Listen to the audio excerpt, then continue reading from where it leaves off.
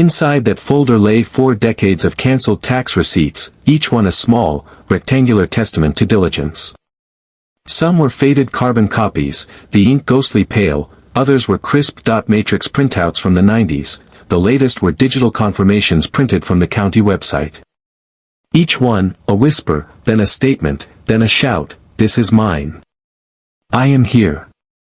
I have always been here." They formed a geological record of ownership, a paper trail so complete, so unbroken, it was a wall they could not see but would soon run into at full speed. Inside that folder lay 4 decades of plat maps, each folded into a delicate, precise square. The oldest was a linen copy from 1921, the lines drawn in India ink, the surveyor's notes elegant and looping. On it, my great-grandma's penciled X marked the spot where the old well had been, a mark of pure possession, a signature more binding than any notary's stamp. Newer maps lay on top, a chronicle of the changing world around our homestead, showing new roads, new neighbors, but always, always, that same solid block of land, outlined in bold, with the name Harper standing guard. Inside that folder lay the quiet, simmering resolve of 4 decades of waiting. Waiting for someone exactly like Mr. Caldwell and his board of directors. Someone so blinded by ambition, so insulated by privilege, so utterly convinced of their own rightness that they would mistake patience for passivity. They were looking for an easy target, a forgotten plot, a simple acquisition. They found, instead, a hole I never filled back in. A legal loophole, an environmental restriction, a forgotten covenant, a piece of history they had been too lazy or too cheap to uncover. It had been waiting there in the dark, in my basement, a patient predator. And now, the bait had been taken. Section 1, The Discovery. I'm Elaine. Third steward of the Harper homestead, 2 acres of stubborn clay and towering longleaf pines just outside the official town limits of Cedar Ridge, North Carolina. My full name is Elaine Beatrice Harper, named for my mother, Beatrice, and her mother, Elaine, the first one. Stewardship is the right word. You never really own land like this. You just hold it in trust. You're a caretaker for the memories it holds and a guardian for the future it represents. This land has been ours since 1921, when my great-grandmother, the first Elaine, a woman whose hands were a roadmap of hard labor, traded a lifetime of washboard blisters and other people's laundry for this specific patch of dirt. She didn't get a mortgage. She didn't sign a promissory note. She walked into the county courthouse with a purse full of cash on the barrelhead, money saved nickel by nickel over years of backbreaking work, and bought her freedom. She bought the right to plant her own garden, to watch her own children play without fear, to build a legacy out of nothing more than soil and sweat. That act of defiance, of sheer will, is the bedrock on which my entire life has been built. I kept the deeds, the original and all subsequent filings, in a cedar box my grandfather made. The wood is fragrant and dark, the joints fitted so perfectly you can barely see the seams. It's a sacred object. Every January, like clockwork, I would drive to the county tax office and pay the property taxes in person. I liked the ritual of it. I liked seeing the clerk stamp my receipt, paid in full. It was a renewal of the covenant my great-grandmother made.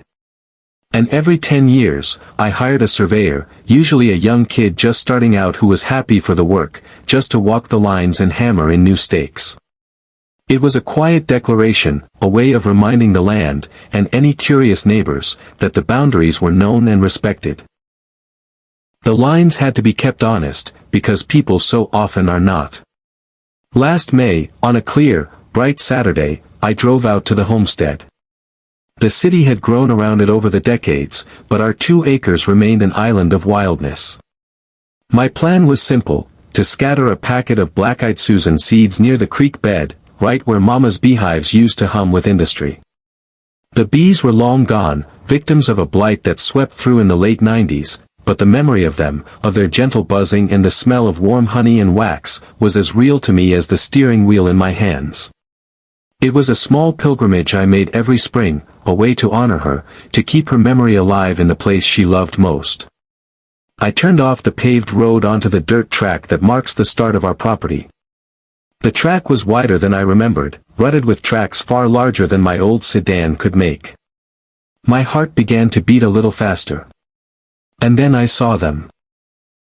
Not wildflowers, not deer, not the familiar quiet of the woods. I found earth movers. Two massive yellow bulldozers sat silent in the midday heat, their treads caked with the red clay of my family's land. A portable toilet stood awkwardly near a newly erected chain-link fence.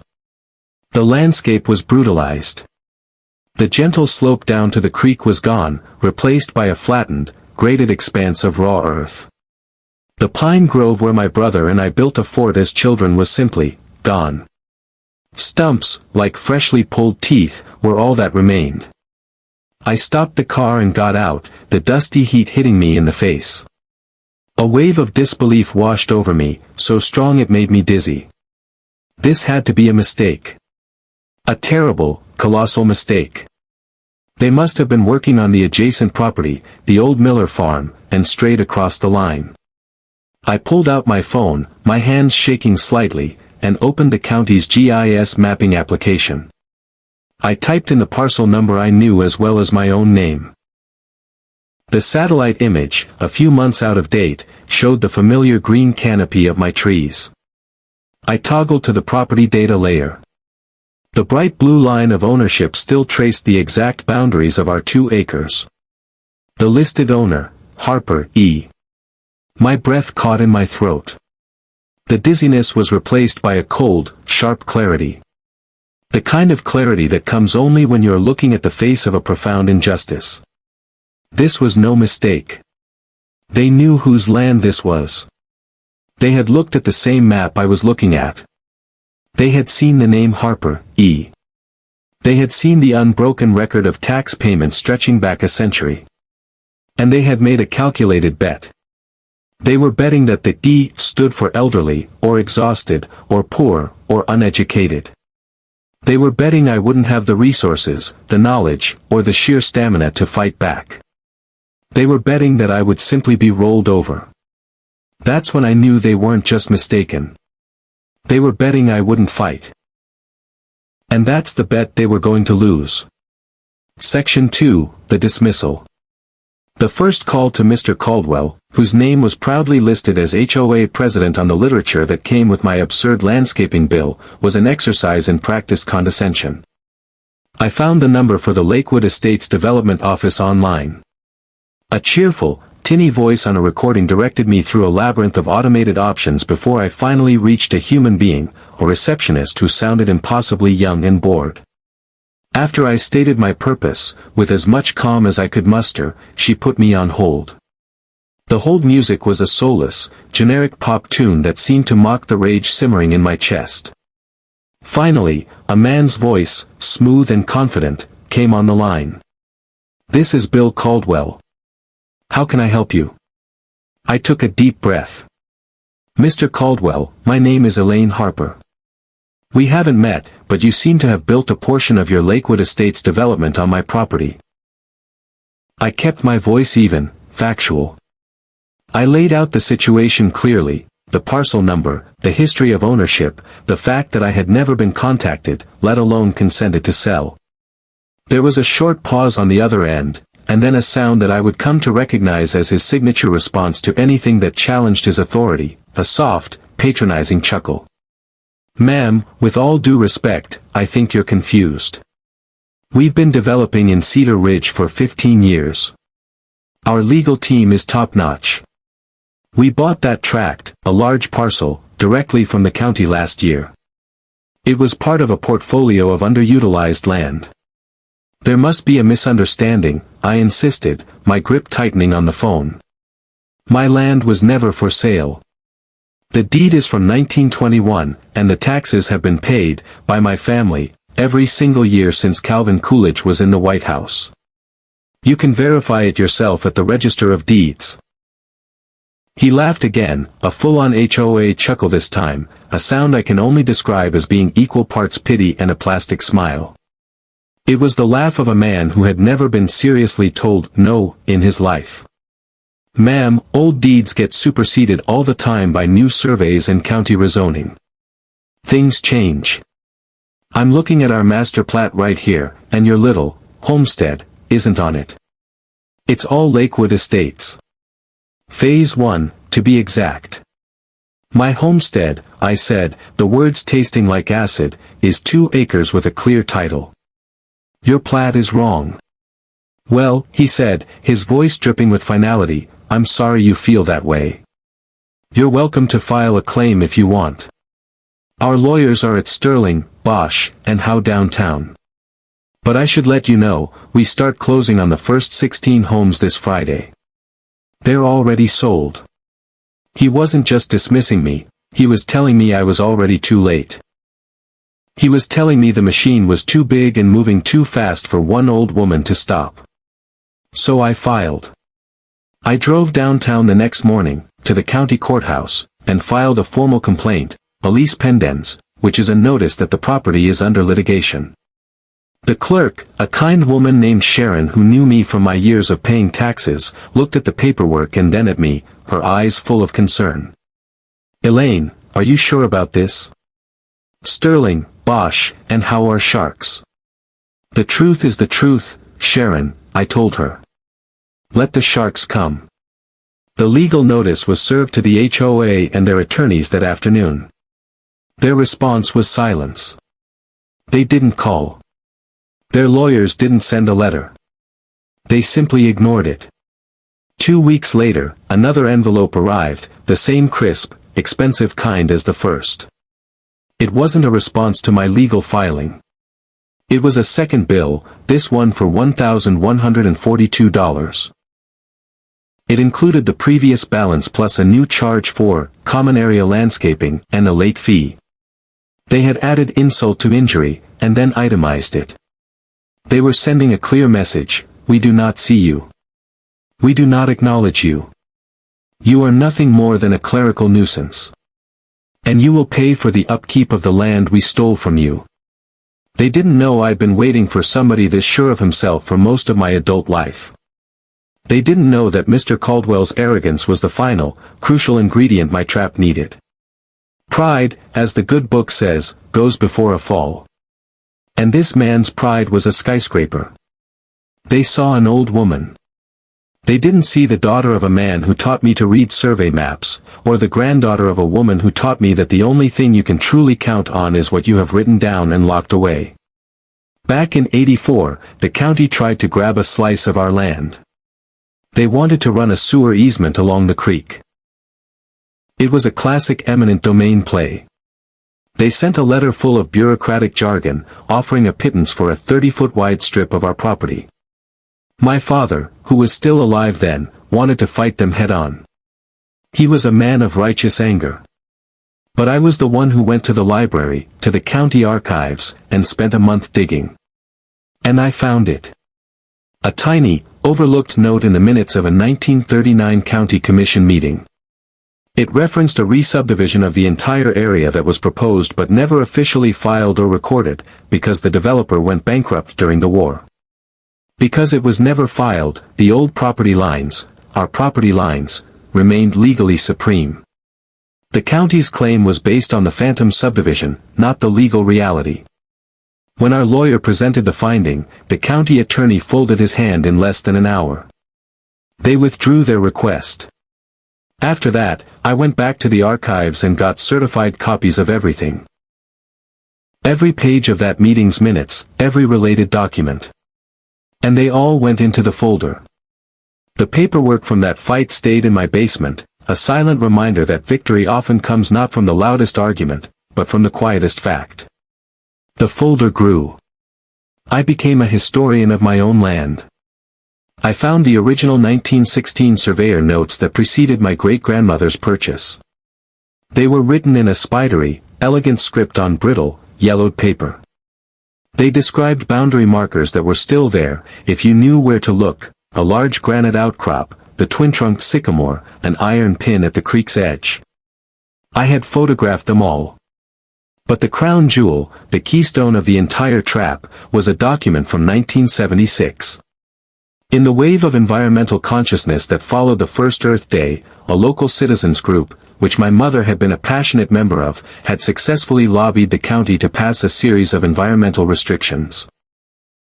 One of them, which I remembered my mother celebrating, was a covenant that banned the installation of any septic system or drain field within 50 feet of a perennial creek, to protect the watershed.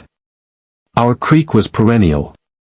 The covenant was attached to the deed of every property that bordered it. It was a permanent restriction. Over the years, people forgot. The county's planning and zoning department got new staff, new computers, new priorities. But the law was still on the books. And I had the only certified copy of the original covenant, complete with the map showing exactly which properties it applied to. Mine. My trap was set. It was a three-pronged snare. First, the clear and unbroken title, backed by a century of tax payments. Second, the unfiled phantom subdivision from 1939, which would invalidate any claim that the property lines had been redrawn. And third, the devastating 1976 environmental covenant. They might be able to argue about the first two. They might be able to bog me down in years of legal wrangling over deeds and surveys. But the third one was absolute. It wasn't about ownership, it was about public health and environmental law. It was a landmine they hadn't seen, and they were building 96 houses right on top of it. I just needed them to finish. This was the coldest, hardest part of the waiting. I could have gone to the press. I could have stood in front of the bulldozers. But that would have only stopped them. It wouldn't have taught them the lesson that needed to be taught. Justice, in this case, required a full measure of consequence. So I watched, my heart aching with every tree that fell, as they poured the slabs, framed the houses, and ran the plumbing. I documented everything with a long lens camera from the cover of the woods on the other side of the creek. I just needed them to finish the neighborhood so the damages would hurt. So the cost of their arrogance would be so high, so undeniable, that no one would ever try to dismiss Elaine Harper again. Section 4, The Turning Point. The August HOA meeting was held in the basement of the Cedar Ridge Community Church. The room was exactly as you'd picture it, beige folding chairs arranged in neat rows, a lingering smell of stale coffee and industrial-strength cleaner, and fluorescent lights that cast a pale, sickly glow on everything. The air was thick with the self-congratulatory bonhomie of new homeowners, people giddy with the largest purchase of their lives, ready to debate the approved color for mailboxes and the rules for trash can placement. I sat in the back row, a ghost at their feast. I had dressed carefully for the occasion, a simple pressed dress, my good shoes, and my mother's old handbag, inside of which was a portfolio containing the core of my evidence. Mr. Caldwell stood at a lectern at the front of the room, beaming like a proud father. He was in his element, a king in his little kingdom of linoleum floors and weak coffee. He clicked through a PowerPoint presentation filled with stock photos of smiling families and bullet points about property values. He was talking about Phase 2 and new amenities. A pool. A tennis court. A bigger, more exquisite sign out front. He finally opened the floor to questions. A hand went up. A man in a golf shirt wanted to know about guest parking rules. Another woman had a concern about the speed bumps. I waited. I let the mundane tide of their concerns wash over the room. I let Caldwell dispense his smooth, reassuring answers. Then, when a lull fell, I raised my hand. He didn't see me at first. Or he pretended not to. I kept my hand raised, steady and unwavering. Finally, a man in the front row pointed in my direction. Caldwell's eyes followed his finger, and when he saw me, his smile faltered for just a fraction of a second. A flicker of annoyance. Yes. He said, the single word carrying a heavy load of impatience. Mr. President, I began, my voice clear and calm, projecting easily into the quiet room. Elaine Harper. I have a quick question about the land you built Phase 1 on. A collective sigh seemed to go through his entire body. He picked up a water bottle from the lectern, took a long, slow drink, and then looked out at the audience, a look of theatrical weariness on his face. "Ma'am," he said, addressing the room more than me, "we've been through this. This individual has a boundary dispute. It's a baseless claim, and our attorneys are handling it. It's a settled matter. Now, are there any other, more relevant questions? If you know somebody white-knuckling family land, somebody who is being told they are small and the world is big, send them this story. Share it with them. Like, subscribe, and drop your own HOA nightmare in the comments below. Because sometimes the law still works, but only if you are willing to work it harder than the people who are trying to use it against you. Conclusion. Some evenings now, when the air is cool, I walk the full 2 acres of my land. I walk down to the creek, where the black-eyed Susans I planted have finally taken root, a splash of defiant yellow against the red clay. The sound of the bulldozers is long gone, replaced by the familiar chorus of crickets and the whisper of the wind in the pines. Across the creek, 96 houses glow with light as families cook dinner and watch television. They live in a place called Lakewood Estates, but the name is just a fiction. They live on the Harper homestead. Every mortgage document, every title insurance policy, every deed filed in the county courthouse now has a new, permanent addendum. It ends the same way on every single one, subject to the underlying fee simple title held by Harper, E. My name is the foundation they all rest upon. Legacy isn't just about the land you keep or the money you accumulate. It isn't just what you build for the people who come after you. Sometimes, the most important part of a legacy is what you refuse, with every fiber of your being, to let them take away.